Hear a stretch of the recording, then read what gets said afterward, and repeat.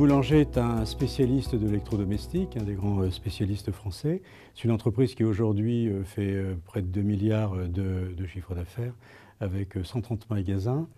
Et c'est une entreprise qui est très engagée aujourd'hui dans un processus, dans une approche multicanale. Alors ce développement multicanal, donc sur une approche click and mortar, puisque en fait nous avions des magasins et nous avons engagé les processus avec le monde de l'Internet, partir assez tardivement, dans les années 2006. Alors comment c'est venu? Des réunions de grande qualité que nous avions eues avec des équipes d'IBM, notamment avec Craig Stevenson, qui était un Américain qui était venu faire des exposés à la Gaudi sur déjà l'approche du multicanal qui existait aux États-Unis. Et c'était la révélation pour nous, disons, du mariage qui pouvait exister entre le monde du commerce digital en perspective et puis, disons, le monde classique, disons, de la vente au sein de nos magasins.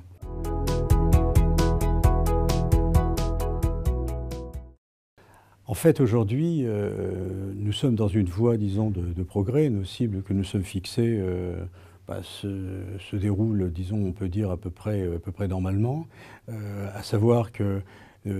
aujourd'hui, dans le cadre du monde du commerce digital, nous avons intégré tous les outils, tous les devices, disons, qui sont habituels dans ce genre d'approche, et avec des services d'ailleurs associés. Et quand je parle de device, c'est le site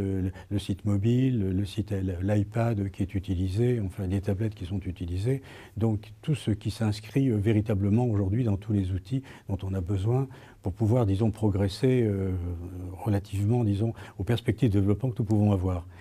Simplement, il apparaît aujourd'hui qu'il y a d'autres paramètres, d'autres événements qui sont à prendre en compte et qui ont une importance considérable aujourd'hui dans le cadre des développements, disons, de cette activité digitale et dont nous ne nous occupions pas et dont nous n'avions pas les éléments il y a de ça quelques années. C'est tout le phénomène de l'incidence des réseaux sociaux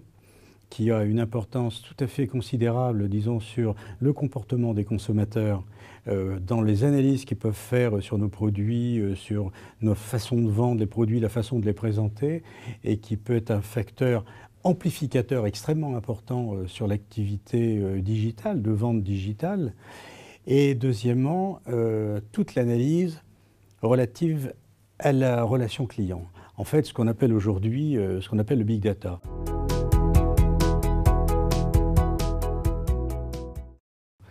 Il est certain qu'en ce qui nous concerne aujourd'hui, même si nous avons déjà acquis des produits comme SPSS, notamment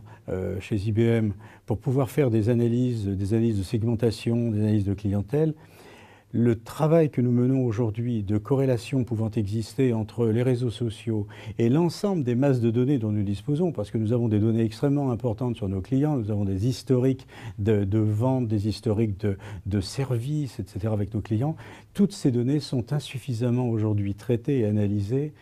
pour pouvoir justement bénéficier de cette richesse d'informations pour justement être plus proche de nos consommateurs et promouvoir des ventes, des produits, du service auprès de ceux-ci, car nous n'analysons pas encore suffisamment toute cette richesse d'informations. Et ça, c'est tout un nouveau domaine absolument stratégique qu'il faut absolument que nous développions dans les années à venir, la gestion de la relation client, le ciblage de la clientèle, la connaissance de la clientèle, de leurs besoins, etc., est un point tout à fait clé pour pouvoir demain proposer à nos clients d'une façon extrêmement précise, d'une façon extrêmement personnalisée, des produits et des services qui iront avec eux.